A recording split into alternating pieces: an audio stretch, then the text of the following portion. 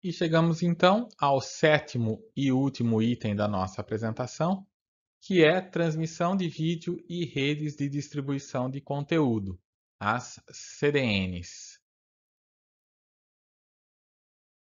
Então, a transmissão de vídeo é uma aplicação bem atual, né, nos últimos tempos, aí, desde o surgimento do YouTube, na verdade, né, que popularizou bastante se ver vídeos na internet. Depois chegou o Netflix, e depois do Netflix vieram muitos concorrentes agora, né? Todo estúdio de cinema está querendo aí lançar o seu próprio serviço de transmissão de vídeo. Então, hoje, né, o Netflix e o YouTube, eles só os dois sozinhos já responde por 50%, mais de 50% do tráfego de downstream dos provedores residenciais, tá? 37% para o Netflix, 16% para o YouTube. Isso são dados de 2015. De lá para cá oscilou um pouco. O Netflix está em torno de 35%, o YouTube em torno de 15%. Não que o tráfego deles tenha diminuído, na verdade, só aumentou, mas também aumentou a quantidade de concorrentes. Então, em termos percentuais, reduziu um pouquinho deles para aumentar um pouco esses concorrentes aí que também estão usando uma grande quantidade de largura de banda.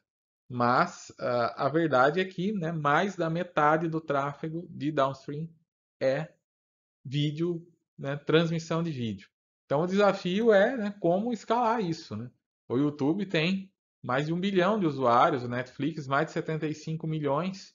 Então como chegar, né, num número tão grande assim, né? Um único servidor funcionaria? Colocar um servidor lá super potente, um super computador para atender todo mundo? Não funciona, né? Vão pensando por que que isso não funcionaria. Daqui a pouco a gente volta nisso. E além disso, tem outros desafios, como a heterogeneidade, né? O que que isso quer dizer? Você pode estar querendo assistir o vídeo numa Super TV de 8K, enquanto outra pessoa está lá numa telinha de celular usando a rede de telefonia. E você como provedor de serviço, tem que atender os dois. Você tem que oferecer o vídeo com uma super resolução lá para quem está com uma tela grande e uma internet de alta velocidade, e ao mesmo tempo você tem que atender o usuário que está lá com uma internet mais lenta e uma tela menorzinha. Tá? Então você tem usuário que é cabeado, usuário móvel, usuário com alta largura de banda, usuário com baixa largura de banda. E aí a solução para isso é você criar uma infraestrutura distribuída em nível de aplicação.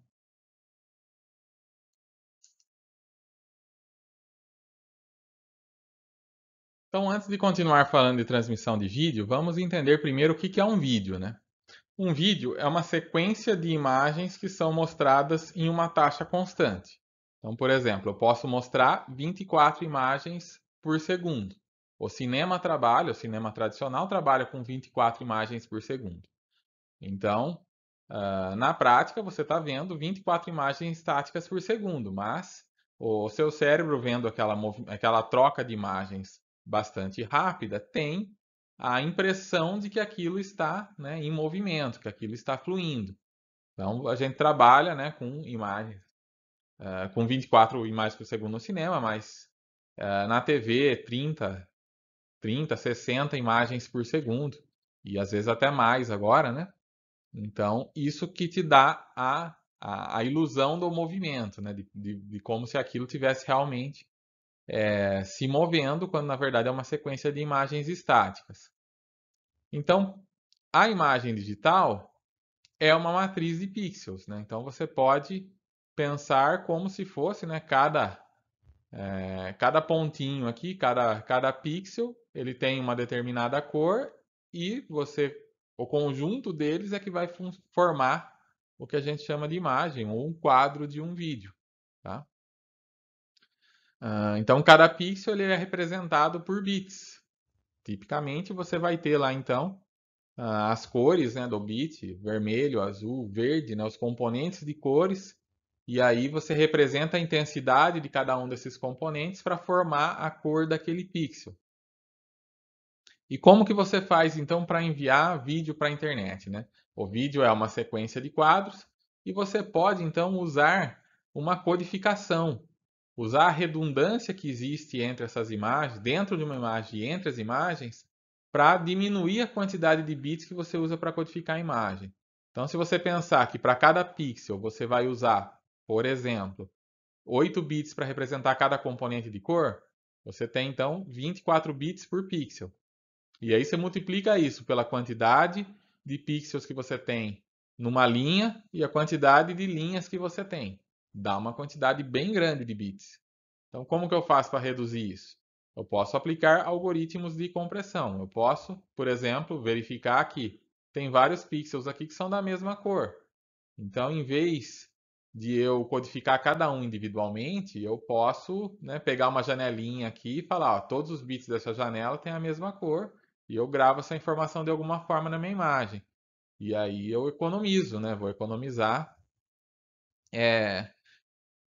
bits ao codificar dessa forma, ao colocar que, dentro de uma janela aqui, esses bits são todos parecidos.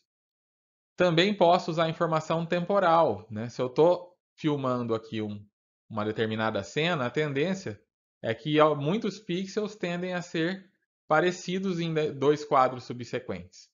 Principalmente se é uma cena que não está tendo muita ação, né? Então é diferente você codificar um telejornal, que muitas vezes o fundo está ali fixo, não muda quase nada entre um quadro e outro, e um filme de ação onde a câmera está se movendo o tempo todo.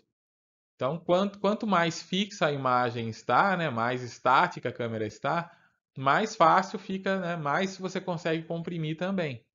Porque o seu pixel não mudou de um quadro para o outro, o que você pode fazer, por exemplo, dentro da compressão a gente tem o conceito de quadro-chave, de frame-chave, em que você codifica aquele frame inteiro e depois o próximo você só coloca a informação do que mudou com relação ao anterior.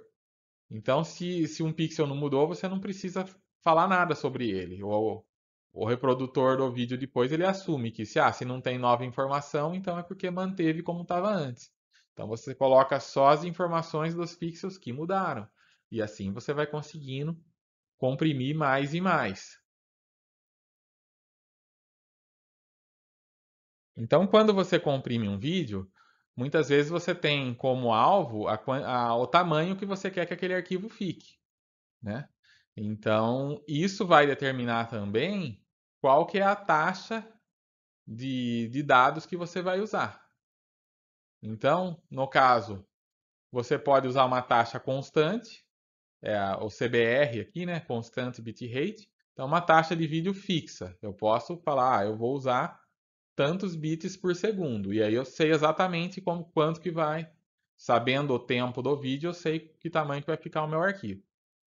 Mas o CBR nem sempre é interessante, porque ele vai usar a mesma taxa em todas as cenas. E como eu falei, às vezes você tem uma cena que tem mais ação, em que ela se beneficiaria de ter uma taxa maior, enquanto que uma outra cena mais calma poderia usar uma taxa menor. Então, para isso existe o VBR, que é a taxa de bits variável, em que você muda a codificação conforme o que você percebe do vídeo, da imagem.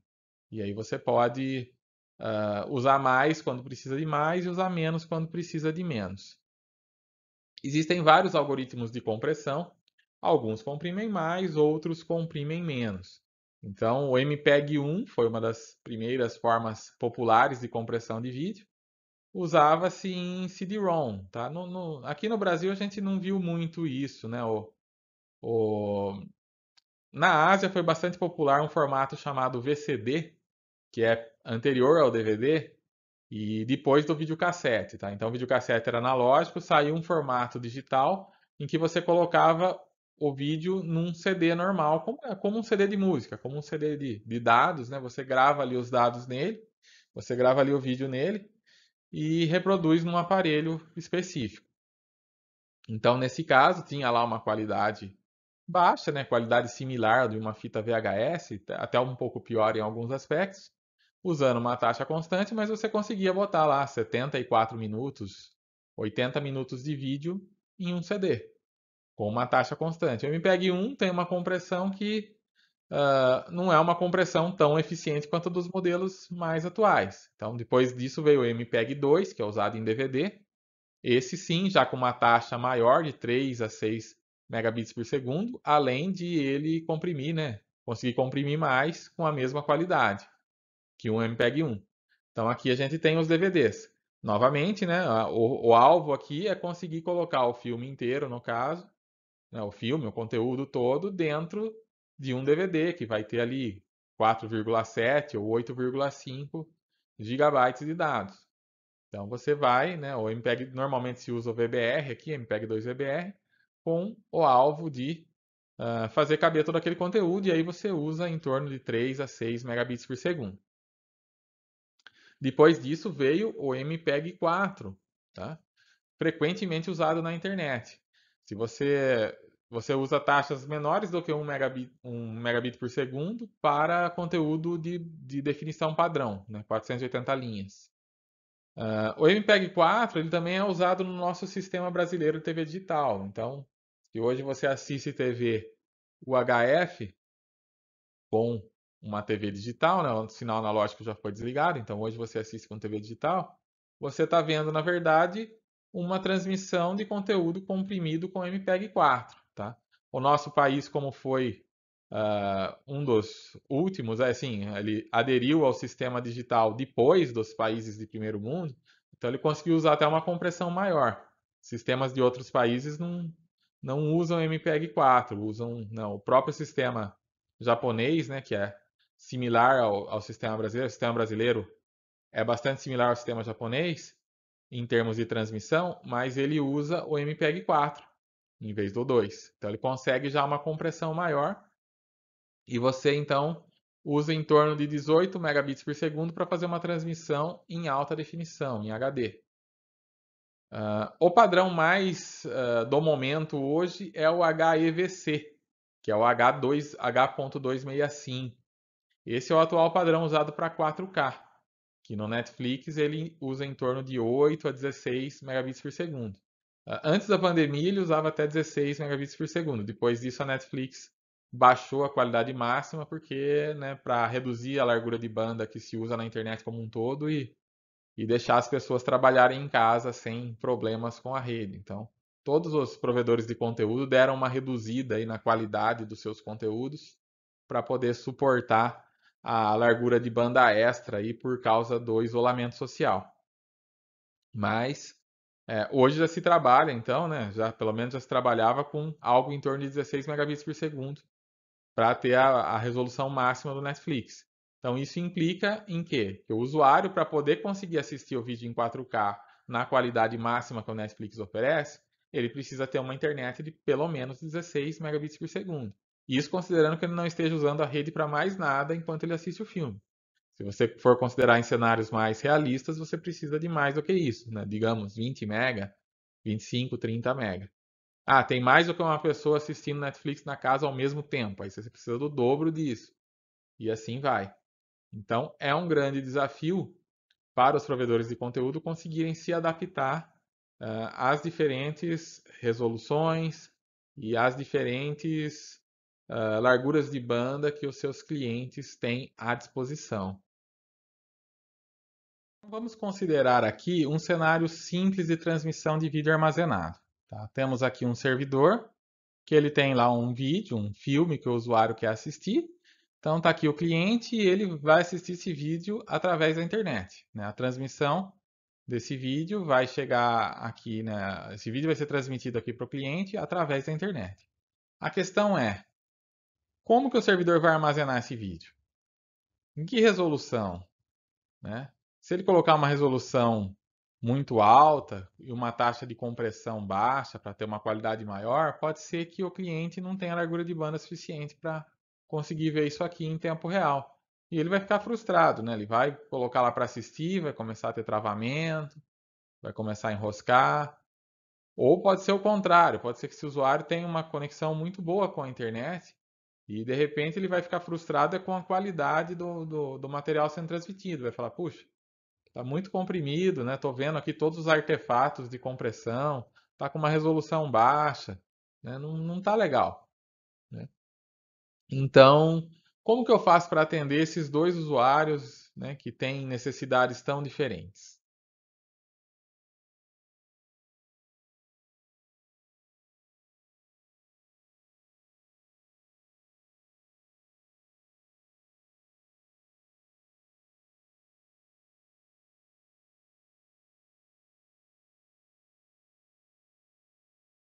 Então a solução para isso vem através de um protocolo chamado DASH.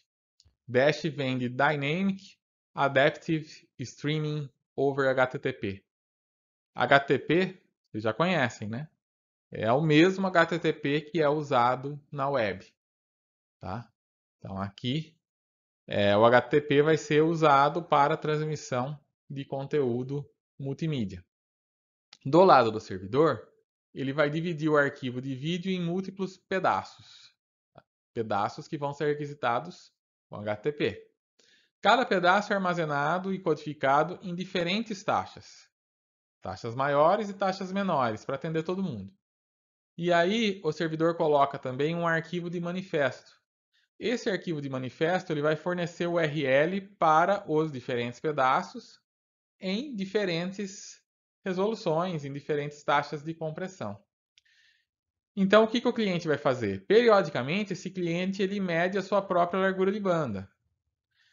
E aí, consultando o manifesto, ele vai requisitar um pedaço de cada vez. Ele vai escolher a taxa de codificação a mais alta que ele puder, que seja sustentável dada a largura de banda atual, a largura de banda que ele tem. Então ele pode escolher taxa de codificação diferentes em diferentes pontos no tempo, dependendo se a conexão dele de repente fica muito congestionada, ele diminui a taxa. Se de repente melhora a situação, ele aumenta a taxa. Então você joga toda a complexidade de escolher aí qual que é a melhor versão para o cliente.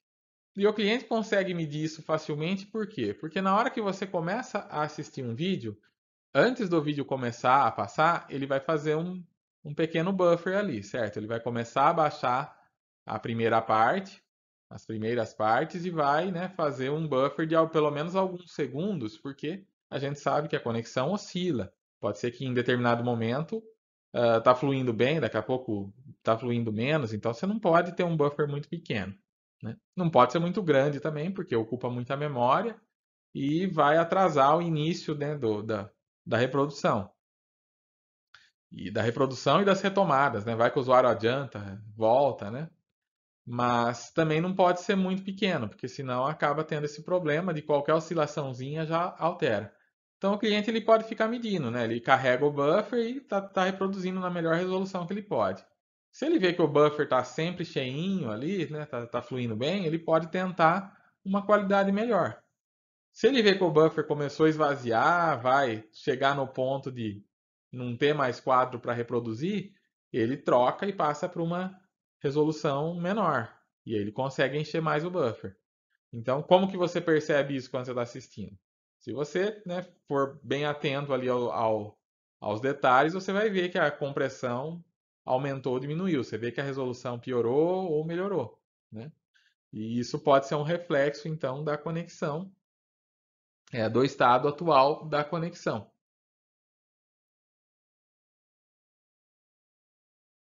Então, como eu disse, né, o Dash ele joga a inteligência para o cliente. É o cliente que vai determinar quando que ele requisita um pedaço, tá? Não é o servidor que vai ficar empurrando os pedaços lá para o cliente. É o cliente que sabe como que está o buffer dele. Se ele vê que o buffer está esvaziando, ele pode pedir mais pedaços. Se o buffer está cheio, ele pode parar. Então, fica na mão do cliente saber quando requisitar um pedaço a mais ou não. É o cliente também que decide a taxa de codificação. Se ele vê que o buffer está esvaziando porque não está dando conta dele baixar os arquivos naquela resolução maior, então o que ele faz? Ele diminui, ou vice-versa. E também faz parte, né, da tarefa do cliente decidir de onde requisitar esse pedaço. Então ele pode requisitar de uma URL que está mais perto do cliente, ou que tem uma alta largura de banda disponível. Então muitas vezes no manifesto ele tem opção. Ele pode ir num servidor ou em outro. E aí é claro que ele vai preferir o servidor aonde está vindo mais rápido e aonde está mais perto, uma largura de banda maior está sendo oferecida. Então você pode deixar isso também a cargo do cliente. Então voltamos lá para o nosso desafio, né? Como transmitir conteúdo selecionado de milhões de vídeos para centenas de milhares de usuários simultâneos, tá? É o problema das redes de distribuição de conteúdo. Então, uma primeira opção poderia ser, né, construir um mega servidor, um servidor gigante que vai atender todo mundo. E todo mundo que pedir o vídeo vai conseguir receber através desse servidor. Mas isso tem uma série de problemas, né? Primeiro que é um único ponto de falha. Se esse servidor falhar, tiver algum problema na infraestrutura desse servidor, você derruba o serviço todo.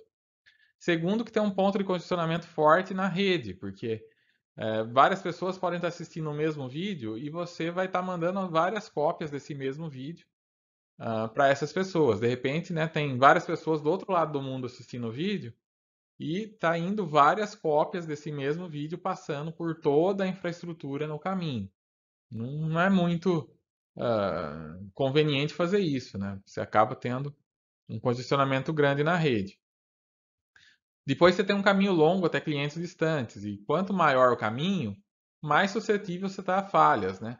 Então, quanto mais enlaces ali, mais saltos tiver essa conexão, maior é a chance de um desses saltos ter algum problema, ter alguma lentidão, ter algum congestionamento, e isso atrapalhar a vida lá do cliente que está assistindo.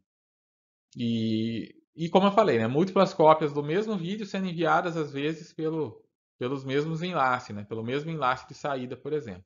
Então essa é uma solução que não é legal porque ela não escala. Tá? Por isso que não se usa isso nas redes de distribuição de conteúdo. Um mega servidor é algo que já não convém mais fazer.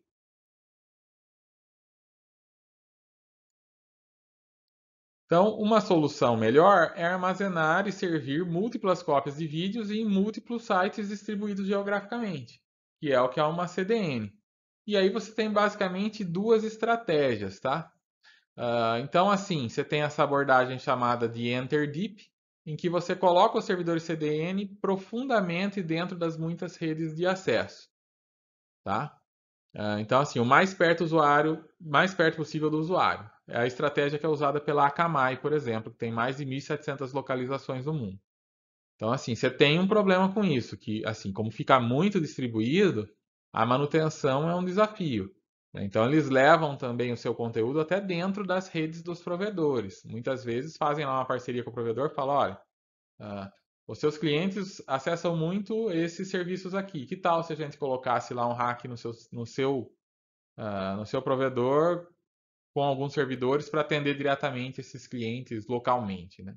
É vantagem para os dois lados, né? É vantagem para quem distribui o conteúdo que vai atender melhor os seus clientes, que estão muitas vezes pagando por esse serviço. E também é bom para o provedor, que também vai deixar o cliente satisfeito, porque ele vai conseguir acessar o que ele quer mais rapidamente. Uma outra abordagem é a Bring Home. Essa abordagem usa uma pequena quantidade de clusters, né, dezenas de clusters maiores, em pontos de presença que estão próximos, mas não dentro das redes de acesso, que é a estratégia que é usada pela Limelight. Então, nesse caso, a ideia é colocar os clusters próximos ali dos XPs, colocar nos XPs, no caso. Então, alguém vai lá no PTZ de São Paulo, bota um servidor conectado lá para atender todos os clientes, né, dos provedores que também estão conectados lá. Aí você tem uma sobrecarga menor de gerenciamento e manutenção, porém você pode ter um atraso e uma vazão, um atraso um pouco maior, uma vazão um pouco menor. Então são duas estratégias aí usadas por grandes empresas do ramo de CDN, né? Uma vai mais perto do cliente, mas com um custo maior, né, de manutenção, outra não vai tão perto, mas ainda assim chega bem perto, né? É muito melhor você acessar um servidor que está ali logo no PTT do que um servidor que está do outro lado do mundo. Então, são estratégias interessantes aí para lidar com a distribuição de conteúdo.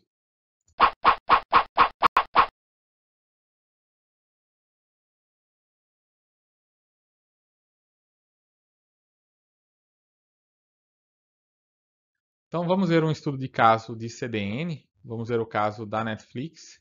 Netflix tem hoje a sua própria rede de distribuição de conteúdo, aonde ela coloca, né, os seus servidores o mais próximo possível dos seus clientes. Então, ela chega nos XPs, né, ela vai e coloca lá servidores acessíveis nos principais XPs, e além disso, ela também pode colocar os seus hacks dentro dos próprios provedores, tá? Então, comumente, ela coloca o seu catálogo completo ali junto aos XPs, e nos provedores, os provedores podem até ter formas de colocar um hack gratuitamente dentro da sua própria infraestrutura, E aí nesse rack eles colocam os principais títulos do catálogo, os que estão sendo mais assistidos. E isso é atualizado aí dinamicamente, né? Ele vai atualizando isso para atender a maior parte dos clientes ali. Então, nesse caso, o que que vai acontecer, né? Você tem os vários servidores com as cópias dos conteúdos aí, dos principais conteúdos, e o cliente, de repente, quando ele resolve assistir um determinado conteúdo, ele vai perguntar para o servidor Netflix aonde que está aquele conteúdo. O servidor Netflix pode responder para ele com um arquivo de manifesto e dependendo, né, de informações que ele pode coletar desse cliente, como a localização, o IP, etc., ele pode responder já com um arquivo de manifesto que vai indicar aquele servidor, né, da CDN que está mais próximo desse cliente. E aí o cliente vai fazer todo aquele esquema que a gente já comentou, né? Ele vai tendo disponível várias resoluções, ele vai tentar pegar aquela melhor possível dentro daquilo que ele consegue manter com a taxa de download que ele está tendo. Então, ele pode, inclusive, né, adaptar essa resolução dinamicamente. Se ele percebe que o buffer está esvaziando, ele vai e pega uma versão de resolução menor. Se ele percebe que está tudo tranquilo, ele pega versões com uma resolução maior.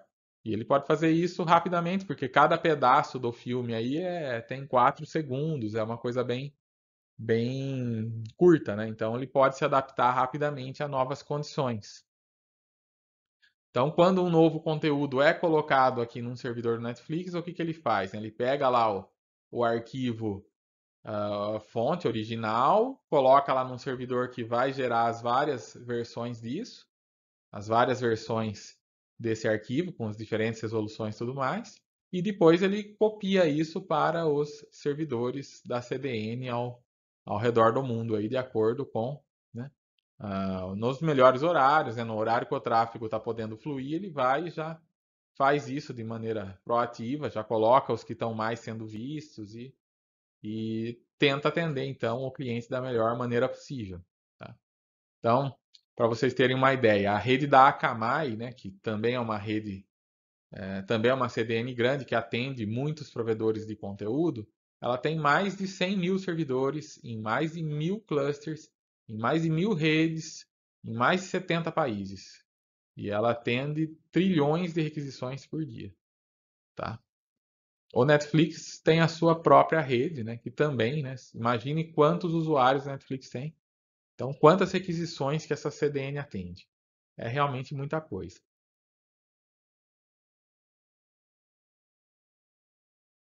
Então, o objetivo da CDN é estar acima do topo, tá? É fugir de toda essa complexidade, todo esse emaranhado de rede aqui e oferecer um serviço que vai ser a comunicação hospedeiro a hospedeiro na internet como sendo um serviço.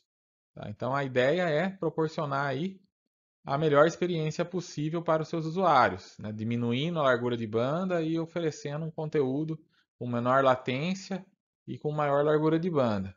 Então tem uma série de desafios para lidar aí com isso, né? Um é como copiar com uma internet congestionada, né? Você tem vários servidores, mas em algum momento você precisa levar o conteúdo que está aqui no servidor principal para cada um deles. E aí você tem que fazer isso através de uma rede que muitas vezes, né, já está no seu limite. Então você tem que escolher os melhores horários e escolher bem o que você vai copiar, né? Então de qual nó para qual nó, né? Vai copiar tudo do principal para os demais ou de uma CDN para outra. Todas essas estratégias precisam ser vistas aí pela CDN, né? Que estratégia que eu vou usar para copiar? Talvez seja interessante fazer uma estratégia tipo peer-to-peer mesmo, né?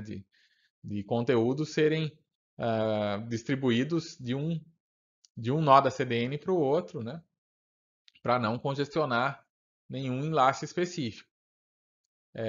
Então, como que o visualizador vai se comportar na presença de um congestionamento, né? Ele vai congestionou um nó da CDN aqui, e de repente um outro nó passa a ser mais vantajoso para aquele cliente. Aí eu posso trocar ele, né? Passar ele para um outro servidor. E também tem a questão de que conteúdo colocar em cada nó da CDN, né? Então, por exemplo, no caso da Netflix, eles precisam decidir quais são aí os filmes e séries que estão mais populares para colocar, né, num servidor. De repente tem lá um servidor no provedor que não cabe o catálogo todo lá. Eu não vou colocar aquela série, aquele filme que ninguém está assistindo, que não está muito popular. Eu vou colocar lá aqueles que vai atender uma quantidade maior de pessoas. Então, todos esses são desafios aí que as CDNs enfrentam. Uma estratégia, inclusive, né, que eles precisam usar é decidir, né, qual o servidor que vai atender um determinado cliente.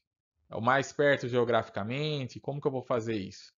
Uma estratégia que eles usam, inclusive, é aquela do DNS. Lembra que eu falei lá do DNS como uma forma de distribuição, de aliviar a carga, né, de fazer um balanceamento de carga? Em vez de você enviar a lista de IPs que corresponde a um determinado host aleatoriamente, você pode mandar essa lista já de acordo com quem perguntou. Então, quando um DNS local faz a pergunta, quem é um determinado hospedeiro da CDN, ela pode, né, o servidor com autoridade dessa CDN, ele pode já dar a resposta com base em quem perguntou. Ele vai falar, bom, quem está perguntando é o provedor local lá de Rio Claro. Então, eu vou responder colocando o endereço IP do nosso servidor, do servidor da nossa CDN, que está mais próximo de Rio Claro, que está digamos, no PTT de São Paulo. Com isso, as consultas dos clientes que forem feitas a esse servidor local de DNS vão também indicar esse servidor que está mais próximo. Aí ele sempre pode dar essa resposta, né? O servidor com autoridade pode dar a resposta de acordo com quem é o servidor DNS local que perguntou.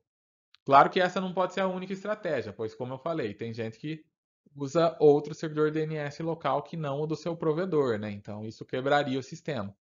Mas essa é uma das estratégias para distribuir o conteúdo de uma maneira melhor.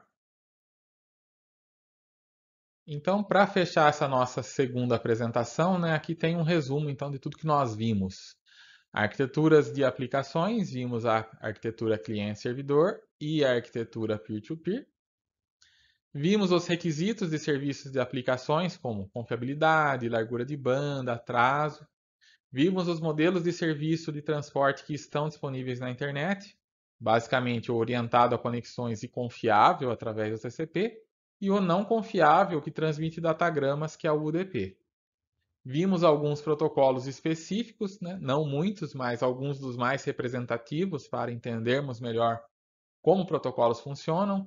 Então, da linha dos clientes-servidor, vimos o HTTP, né, muito usado na web, o FTP para transferência de arquivos, vimos os protocolos que são usados para transferência de e-mail, o SMTP, o POP, o IMAP. Vimos o DNS, que é usado por praticamente todas as aplicações da internet, né, que precisam acessar aí os servidores, fazer a conversão de nomes para IPs, etc. E, né, todos esses da arquitetura cliente-servidor, e vimos um exemplo da arquitetura peer-to-peer, que é o BitTorrent. Vimos também a questão da transmissão de vídeo e do uso de CDNs, né, algo que está muito atual, cada vez mais sendo usado. A principal, né, talvez uma das, se não a principal aplicação, mas a aplicação que usa a maior largura de banda é a transmissão de vídeo, e as CDNs que estão aí para resolver o problema de transmitir vídeo para milhões de usuários ao mesmo tempo, assistindo conteúdos mais diversos aí, através de vários serviços. Tá? Então, agora o nosso estudo de aplicações de rede está completo e na nossa terceira apresentação nós vamos aí descer para a camada de transporte. Né? Então, fechamos aqui o nosso estudo sobre a camada de aplicação. E talvez o mais importante disso tudo aqui na camada de aplicação é que aprendemos sobre protocolos, né? Aprendemos sobre a troca de mensagens típica que acontece, né, com uma requisição e uma resposta, o cliente requisitando uma informação, requisitando um serviço, e o servidor respondendo com dados ou com um código de status, que é o que a gente viu no HTTP, no FTP, no DNS, enfim. Vimos os formatos de mensagens, como que temos lá cabeçalhos com campos dando informações sobre os dados e os dados em si, né, as informações que estão sendo comunicadas. Alguns temas importantes para vocês focarem, né, dessa apresentação são as mensagens de controle versus as mensagens de dados. né, a questão de dentro de banda, fora de banda, né, como é no HTTP, no FTP, a questão de ser centralizado e de ser descentralizado, de ser com estado e de ser sem estado, das mensagens serem enviadas de maneira confiável ou de maneira não confiável, né, dependendo do modelo de transporte sendo utilizado.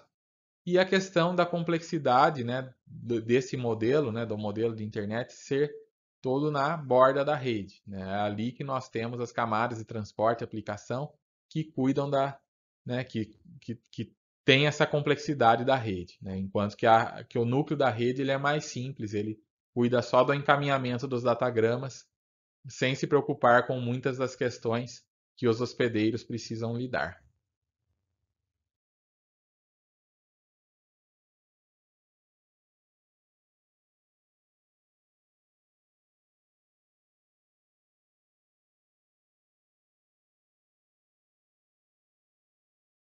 Então, voltando aqui para o estudo de caso Netflix, como que funciona quando o Bob resolve assistir alguma coisa, né? Bom, primeiro ele vai ter que se logar, né, na sua conta do Netflix, né? Seja com a TV, seja com o computador, o login precisa acontecer, né? Automaticamente ou não, ele vai acontecer, né? Na primeira vez ele vai ter que digitar a senha, depois ele provavelmente vai ficar logado. Mas essa autenticação tem que acontecer. Então, ele vai acessar lá o servidor de registros e contas da Netflix e vai ver se o Bob realmente tem uma conta lá, se a senha está correta, se ele está com o pagamento em dia, e aí ele retorna essa informação aqui para o cliente poder acessar o catálogo. Aí o Bob vai navegar então no catálogo da Netflix. Esse catálogo ele está hospedado na nuvem da Amazon, tá? Então ele vai procurar ali, ele vai ver os títulos, as sinopses, achar aquilo que ele quer assistir. A hora que ele encontrou algo que interessa para ele, ele clica lá para começar a reproduzir aquele conteúdo, então o servidor da Amazon vai mandar o arquivo manifesto para ele para a requisição do vídeo. E aí, a partir desse momento, a requisição do vídeo em si vai ser através da CDN da própria Netflix. Então ele vai acessar aí o servidor CDN que foi indicado para ele e vai pegar a versão que está mais compatível com a largura de banda dele. E ele vai fazer a transmissão, então, né, através do Dash, né, do protocolo Dash, que é aquela transmissão de conteúdo dinâmico adaptativo, né, através do HTTP. Tá? Então, é o mesmo HTTP lá da web, né, que roda em cima do TCP, mas sendo usado de uma maneira a transmitir vários pedacinhos aí do filme ou da série que o Bob quer assistir. E fechando aqui então, temos, né, a leitura recomendada. A maioria dos slides dessa apresentação são do livro do Prose Ross. Esse capítulo é o segundo capítulo, o que foi visto hoje está no segundo capítulo, o capítulo da camada de aplicação. E também acho interessante complementar o estudo com o capítulo 7 do livro do Tannenbaum, que é o capítulo que trata daí também da camada de aplicação, trazendo também alguns detalhes a mais aí que não estão, né, nos outros livros. E também temos, né, outros livros também interessantes que eu recomendo aqui sobre camada de aplicação também, né? Tem os capítulos específicos, todos também trazem conteúdo bastante interessante sobre a camada de aplicação das redes de computadores. Então, por hoje é isso e até a próxima.